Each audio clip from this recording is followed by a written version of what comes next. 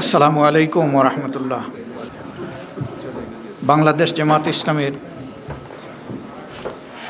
সম্মানিত নির্বাচিত জাতীয় সংসদ সদস্যবৃন্দের প্রথম এই অধিবেশন, এই বৈঠকে উপস্থিত জামাত ইসলামীর সম্মানিত কেন্দ্রীয় নেতৃবৃন্দ,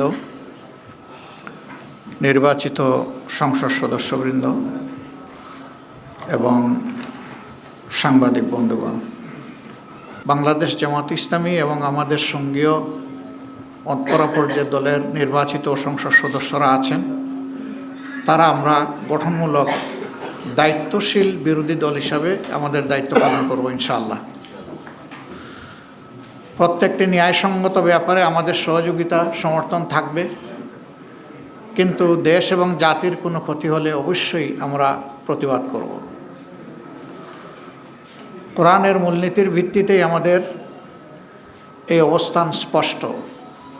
আল্লাহ তাআলার হুকুম অনুযায়ী তাআওয়ানু আলাল বিররি ওয়াত তাকওয়া ওয়ালা তাআওয়ানু আলাল ইসমি ওয়াল উদওয়ান, তোমরা ন্যায়সঙ্গত কাজে সহযোগিতা করো,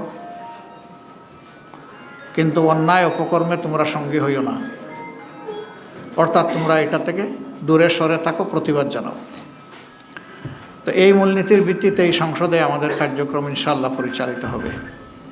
সংসদে একটি কার্যকর এবং গঠনমূলক বিরোধী দল হিসাবে দুনিয়ার সভ্য দেশগুলো যেভাবে দায়িত্ব পালন করে, আমরা সেই কালচারটা, সেই সংস্কৃতিটা সংসদে আমরা দেখতে চাই। সংসদের দুইটা অঙ্গ, একটা সরকারি দল আর একটা থাকবে বিরোধী দল, এটাই স্বাভাবিক।